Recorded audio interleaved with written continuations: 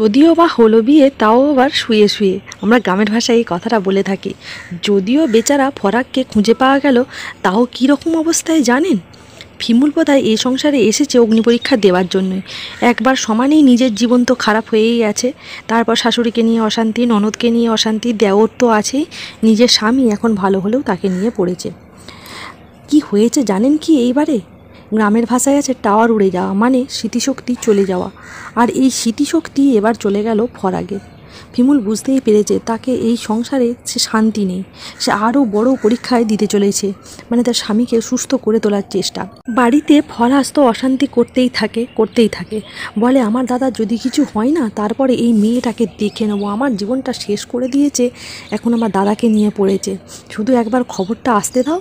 যখনই মা বলে আমার আর এই অশান্তি ভালো লাগছে না, তুই এখান থেকে যাবি, তখনই বলে আমি কোথায় যাবো, তুমি বুঝতে পারছো না আমার দাদার অসুস্থতা মানে আমার কতটা কষ্ট হচ্ছে।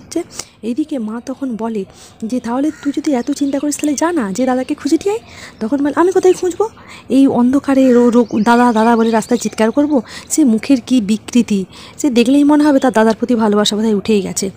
এইদিকে আরও যখন ফিমুলকে অপমান করতে থাকে বারবার ফিমুলের চরিত্র নিয়ে, তারপর এসিপি স্যারকে চরিত্র নিয়ে, শতদ্রুকে নিয়ে, তখনই এখানে ফিপাশা বলে ওঠে তুমি যদি চুপ না করে আর একটাও কথা বলেছো, তাহলে তোমাকে ঠাঁটিয়ে চড় মেরে এখান থেকে বের করে দেবো, দেখি তারপর আমাদের কি হয়।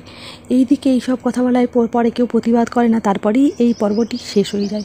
অন্যদিকে শুরু হয় ফিমুলের খোঁজা। ফিমুল তখন অবশেষে খবর পেয়ে যায় যে ফরাক হসপিটালে ভর্তি হয়েছে। ফিমুল সেই জন্যই সেখানে যায়, কিন্তু ফরাক বড্ড আনমনা দৃষ্টিতে এই দিক ওই দিক করে চেয়ে থাকে। তারপরে সিস্টার এসে বলে যায় যে দেখুন, আপনি ওনাকে বেশি উত্তেজিত করবেন না, উনি তো আপনার স্বামী, আপনি একটু জানার চেষ্টা করুন তো যে উনি চিনতে পারছেন কি না কাউকে। আসলে ইনজুরিটা তো ব্রেনে হয়েছে, তাই ব্রেনটা মনে হচ্ছে ফ্র্যাকচার হয়ে গেছে, তাই স্মৃতিশক্তিটা হারিয়ে গেছে। এইরকম কেসে স্মৃতিশক্তি কিছুদিন পরেও ফিরে আসতে পারে, আবার কখনো কখনো মেন্টাল স্ট্রেস থেকে স্টোমাতেও চলে যেতে পারে। তো এইরকম বলার পরেই ফিমুল নিজেকে শক্ত করে, বলে আপনি একটু হালটা ধরুন। দিয়ে তারপরেই ফিমুল সেখানে যায়, ফরাককে নানান রকম কথা বলার চেষ্টা করে। ফরাককে তার বাড়ির সম্বন্ধে, তার ভাই, তার বোন, তার মা, সব কিছু সম্পর্কে বলার চেষ্টা করে।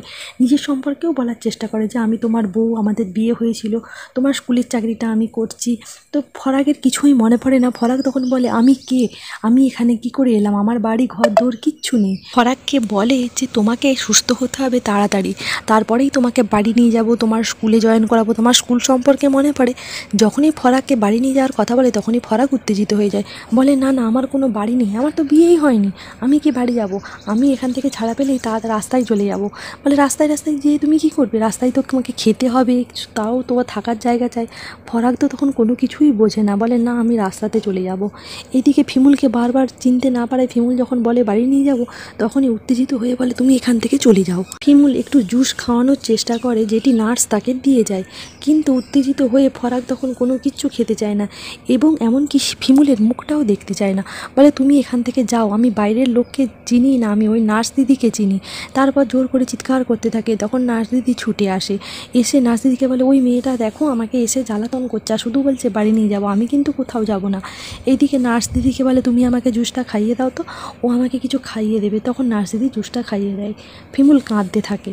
নার্স তাকে বোঝায় যে এরকম অবস্থায় এরকম পেশেন্টের হয়ে থাকে, তুমি কিছু মনে করো না, ঠাকুরের কাছে প্রে করো যাতে তাড়াতাড়ি সুস্থ হয়ে যায়। তারপর ফিমুল সেখান থেকে চলে যায়। পরের দিনে ফরাক একটু সুস্থ হলে তাকে বাড়িতে নিয়ে যাওয়ার জন্য গাড়ি করে ফিমুল আর ফিপাশা যায়।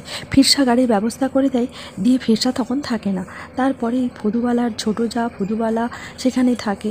তারা বলে বাবা আমাদেরকে চিনতে পারছিস, তুই কেন এরকম করলি রে, তুই কি জানিস তোর জন্য আমাদের কত চিন্তা হয়েছে, এই রকমভাবে বোঝাতে থাকে ফদুবালার যা। তখন অনেকক্ষণ বলার পরে তখন বলে যে আমি কে, আমি এখানে কি করে এলাম। এই রকম কথা শুনে তারা তো অবাক হয়ে যায়, কারণ তারা জানে না যে ফরাক সেন্স হারিয়ে ফেলেছে। তারপরেই বলে যে তুই এরকম করছিস কেন বাবা, আমি তো কাকিমা এসেছি।